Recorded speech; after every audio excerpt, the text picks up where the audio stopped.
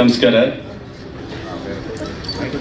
ಈ ಸಮಾರಂಭದ ದಿವ್ಯ ಸಾನ್ನಿಧ್ಯವನ್ನು ವಹಿಸಿರುವಂಥ ಪರಮ ಪೂಜ್ಯ ಗುರುಗಳ ಪಾದಕ್ಕೆ ನಮಸ್ಕರಿಸುತ್ತಾ, ಸಮಾರಂಭದಲ್ಲಿ ಮುಖ್ಯ ಅತಿಥಿಗಳಾಗಿ ಬಂದಿರುವಂಥ ಈ ಎಲ್ಲ ಸಂಸ್ಥೆಯ ಎಲ್ಲ ಮುಖಂಡರುಗಳೇ, ಡಾಕ್ಟರ್ಸ್ಗಳೇ, ನಮ್ಮ ರಾಘವಿ ಚಾರಿಟೇಬಲ್ ಟ್ರಸ್ಟಿನ ಅಧ್ಯಕ್ಷರಾದ ರಾಘು ಅವರೇ, ಇಲ್ಲಿ ಬಂದಿರಿದಂಥ ಎಲ್ಲ ಡಾಕ್ಟರ್ಸ್ ಮತ್ತು ಎಲ್ಲ ಸಿಬ್ಬಂದಿ ವರ್ಗದವರೇ, ಸಾರ್ವಜನಿಕರೇ, ನನ್ನೆಲ್ಲ ಮುದ್ದು ಮಕ್ಕಳೇ, ಭಾಳ ಖುಷಿಯಾಗುತ್ತೆ.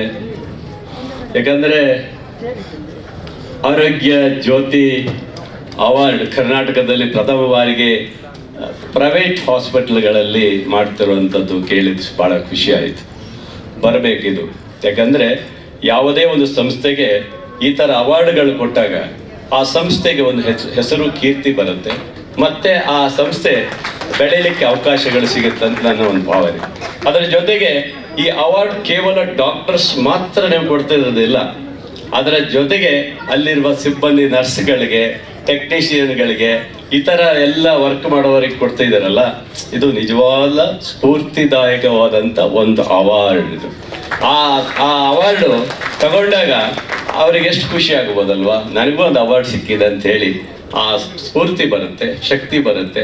ಇದರಿಂದ ಅವರ ಪ್ರೇರಣೆ ಆಗಿ ಉತ್ತಮ ಸ್ಥಾನಕ್ಕೆ ಹೋಗುವಂಥ ಅವಕಾಶಗಳು ಸಿಗುತ್ತೆ. ಖುಷಿ ಆಗುತ್ತೆ. ಇವತ್ತು ನಮ್ಮ ರಾಘವಿ ಚಾರಿಟೇಬಲ್ ಟ್ರಸ್ಟ್ ಅವರ ಆಶ್ರಯದಲ್ಲಿ ನಡೀತಿರುವಂಥ ಈ ಒಂದು ಕಾರ್ಯಕ್ರಮ ಬಹುಶಃ ಅವರಿಗೆ ಯಾರು ಪ್ಲಾನ್ ಕೊಟ್ಟರು ಗೊತ್ತಿಲ್ಲ, ಒಂದು ಅವಕಾಶ. ಇವತ್ತು ನಾವು MLA ಆಗಿ ಇವತ್ತು ನಾನು ಹೇಳೋದಂದ್ರೆ, ಇವತ್ತು ನಾವು ಕೇವಲ ನಮ್ಮ ಗೌರ್ಮೆಂಟ್ ಹಾಸ್ಪಿಟಲ್ಗಳಲ್ಲಿರುವಂಥ ನುರಿತ ಡಾಕ್ಟರ್ಗಳಿಗೆ ಕೇವಲ ಇದಕ್ಕೆ ನಾವು ಸರ್ಕಾರದಿಂದ ಅವಾರ್ಡ್ಗಳು ಕೊಡ್ತೀವಿ, ಆ ಹಾಸ್ಪಿಟಲ್ ನಂಬರ್ 1 ಆಸ್ಪತ್ರೆ ಅಂತ ಕೊಡ್ತೀವಿ. ಹೀಗೆ ಭಾಳಷ್ಟು ನಾವು ಸರ್ಕಾರದಲ್ಲಿ ಕೊಡ್ತೀವಿ. ಆದರೆ ಈ ಥರ ಪ್ರೈವೇಟ್ ಸಂಸ್ಥೆಗಳಿಗೂ ಸಹ, ಹಾಸ್ಪಿಟಲ್ಗಳಿಗೆ ಇವತ್ತು ಈ ಥರ ಅವಾರ್ಡ್ ಕೊಡೋದಿದೆಯಲ್ಲ, ನಿಜವಾಗ್ಲೂ ಒಂದು ದೊಡ್ಡ ಶಕ್ತಿ ಅಂತ ನಾನು ತಿಳ್ಕೊಂಡಿದ್ದೀನಿ. ಅದರಿಂದ ಡಾಕ್ಟರ್ಗಳು ಬಹಳ ವಿಶೇಷವಾಗಿ ಹೇಳ್ಬೇಕಂದ್ರೆ ಭಾರಿ ಗೌರವ ಇರೋದು ಇತ್ತೀಚಿನ ದಿನದಲ್ಲಿ ಡಾಕ್ಟರ್ಗಳಲ್ಲಿ. ಬಟ್ ಏನ್ ಮಾಡ್ತಾರೆ ಪಾಪ, ನಿಮ್ಮ ಒತ್ತಡದಲ್ಲಿ ಜಾಸ್ತಿ ಇದ್ದಂಥ ಸಂದರ್ಭದಲ್ಲಿ ಸ್ವಲ್ಪ ಸಣ್ಣ ಪುಟ್ಟ ವ್ಯತ್ಯಾಸಗಳು, ಗಲಾಟೆಗಳು ಇವೆಲ್ಲ ನಡೀತಾ ಇದಾವೆ. ಯಾವ ಕಾರಣಕ್ಕೂ ಡಾಕ್ಟ್ರು ಇವತ್ತು ಒಂದು ಜೀವವನ್ನು ಉಳಿಸುವಂತ ದೇವರಿದ್ದಂಗೆ ನಮಗೆ ಇವತ್ತು ನಿಜವಾಗ್ಲೂ ಹೇಳ್ತೀವಿ. ಅಂತ ವ್ಯಕ್ತಿಗಳ ಮೇಲೆ ಕೈ ಮಾಡಬಾರ್ದು, ಅವ್ರ ಮೇಲೆ ಹಲ್ಲೆ ಮಾಡುವಂತ ವಿಚಾರಗಳು ಬಹಳಷ್ಟು ಇತ್ತೀಚೆಯಲ್ಲಿ ಬರ್ತದೆ. ಯಾಕಂದ್ರೆ ರೋಗಿಗಳು ಬಂದ ಸಂದರ್ಭದಲ್ಲಿ ಅವ್ರು ಸ್ಪಂದನೆ ಮಾಡಿರ್ತಾರೆ, ಆದ್ರೂ ಅವ್ರಿಗೆ ಸಾಕಾಗೋದಿಲ್ಲ. ಎಲ್ಲೋ ಒಂದ್ ಸ್ವಲ್ಪ ಸಣ್ಣ ವ್ಯತ್ಯಾಸ ಆದಾಗ ಆಸ್ಪತ್ರೆ ಬಗ್ಗೆ ಈ ತರ ಇದರ ಮೇಲೆ ಅಪಾದನೆ ಮಾಡುವಂಥದ್ದು ಸಹಜ ಬರುತ್ತೆ. ಅದಾಗಬಾರ್ದು. ಯಾಕಂದ್ರೆ ಇವತ್ತಿನ ಡಾಕ್ಟರ್ಗಳು ಎಷ್ಟು ಒತ್ತಡದಲ್ಲಿರ್ತಾನೆ, ಅಷ್ಟು ಒತ್ತಡದಲ್ಲೂ ಸಹ ಜನಸೇವೆ ಮತ್ತು ಜನರ ಸೇವೆಯನ್ನು ಮಾಡುವಂತ ಕೆಲಸವನ್ನ ಅವ್ರು ಮಾಡ್ತಿದ್ದಾರೆ. ಖುಷಿ ಆಗುತ್ತೆ. ಇವತ್ತು ಪ್ರೈವೇಟ್ ಸಂಸ್ಥೆ ಆಗಿರುವಂತ ಈ ಹಾಸ್ಪಿಟಲ್ಗಳಲ್ಲಿ ಇವತ್ತು ಕಾಂಪಿಟೇಷನ್ ಯುಗ ಇದ್ದೇ ಇದೆ. ಬಹಳ ಕಾಂಪಿಟೇಷನ್, ಒಬ್ಬರ ಮೇಲೆ ಒಬ್ರು ಕಾಂಪಿಟೇಷನ್ ಇರುತ್ತೆ.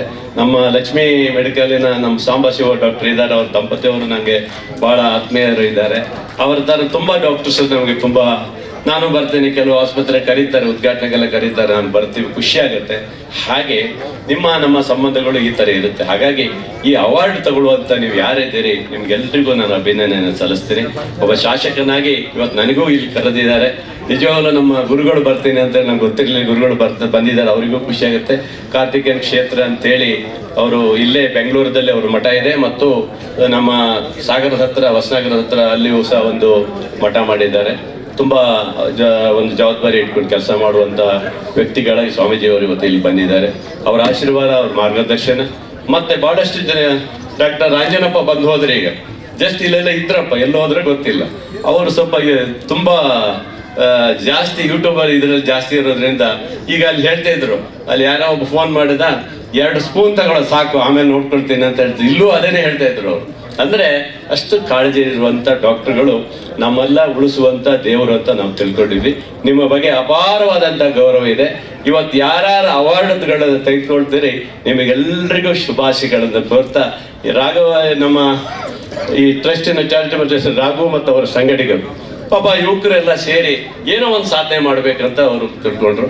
ಏನ್ ಸಾಧನೆ ಅಂತ ಹೇಳಿದ್ರೆ, ನಮ್ಮ ಪ್ರೈವೇಟ್ ಹಾಸ್ಪಿಟಲ್ಗಳಿರುವಂಥವರಿಗೆ ಅವಾರ್ಡ್ ಕೊಡಬೇಕು ಅನ್ನೋದು ಒಂದು ಚಿಂತನೆ ಇದೆಯಲ್ಲ, ದೊಡ್ಡ ವಿಚಾರ. ಇದು ಬಹಳ ಚೆನ್ನಾಗಿ ಮಾಡಿದ್ದೀರಿ ರಘು. ನಿಮ್ಮೆಲ್ಲ ಎಲ್ಲರಿಗೂ ಮತ್ತೊಮ್ಮೆ ದೊಡ್ಡ ಚಪ್ಪಳೆ ನಿಮ್ದೆಲ್ಲರೂ ಬರಲಿ.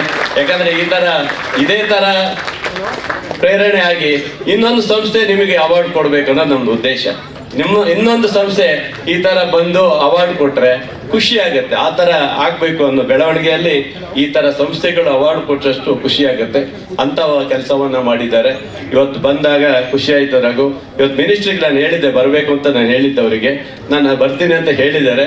ಸ್ವಲ್ಪ ಲೇಟ್ ಆಗ್ಬೋದೇನೋ ಗೊತ್ತಿಲ್ಲ. ದಿನೇಶ್ ಗುಡ್ರ ಅವ್ರಿಗೆ ಹೇಳಿದ್ದೆ, ಸಂತೋಷ್ ಲಾಡ್ ಅವರು ಬರ್ತೀನಿ, ಅವರಿಲ್ಲ, ಅವ್ರು ಸಂಡೂರಿಗೆ ಹೋಗಿದ್ದಾರೆ. ಸ್ವಲ್ಪ ನಿನ್ನೆ ಎಲೆಕ್ಷನ್ ಇರೋದ್ರಿಂದ ಸಂಡೂರಿಗೆ ಹೋಗಿದ್ದಾರೆ. ದಿನೇಶ್ ಗುಡ್ರು ಬರ್ತೀನಿ ಅಂತ ಹೇಳಿದ್ದಾರೆ, ಬರ್ಬೋದು.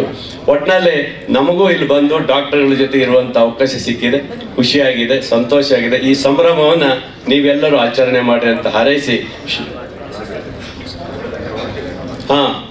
ಅದೇ ವಿಭಿನ್ನವಾದಂತ ಪ್ರಶಸ್ತಿ ಅಂದ್ರೆ ಹೌಸ್ ಕೀಪಿಂಗ್ ಮಾಡೋರಿಗೂ ಪ್ರಶಸ್ತಿ ಇದೆ ಅಂತ ಹೇಳಿದ್ರೆ ಎಷ್ಟು ಖುಷಿ ಆಗುತ್ತಲ್ವಾ. ಇದೆಲ್ಲ ಬಹಳ ಖುಷಿ. ಏನಪ್ಪ ಅವ್ರು ಕ್ಲೀನ್ ಮಾಡೋರು ಅಂತ ಹೇಳಿ ಅವರಿಗೆ ಅಷ್ಟು ಜವಾಬ್ದಾರಿ ಕೊಡಲ್ಲ. ಅವರಿಗೂ ಒಂದು ಪ್ರಶಸ್ತಿ ಕೊಟ್ಟಾಗ ಆ ಖುಷಿ ತಗೊಳ್ಳೋಂಥವ್ರಿಗೆ ಎಷ್ಟು ಖುಷಿ ಆಗ್ಬೋದಲ್ವಾ. ಹಾಗೆ ಆ ತರ ಖುಷಿಯಾದಂತ ಅವಾರ್ಡ್ ಅನ್ನು ಕೊಟ್ಟಿದ್ದಾರೆ. ನಿಮ್ಮೆಲ್ಲರಿಗೂ ಒಳ್ಳೇದಾಗಲಿ, ಶುಭವನ್ನು ಹಾರೈಸಿ ಈ ಸಮಾರಂಭದಲ್ಲಿ ಬಂದಂತ ಎಲ್ಲರಿಗೂ ಮತ್ತೊಮ್ಮೆ ಅಭಿನಂದನೆ ಸಲ್ಲಿಸಿ ನನ್ನ ಮಾತನ್ನು ಮುಗಿಸಿ. ಎಲ್ಲರಿಗೂ ಒಳ್ಳೇದಾಗಲಿ. Thank you.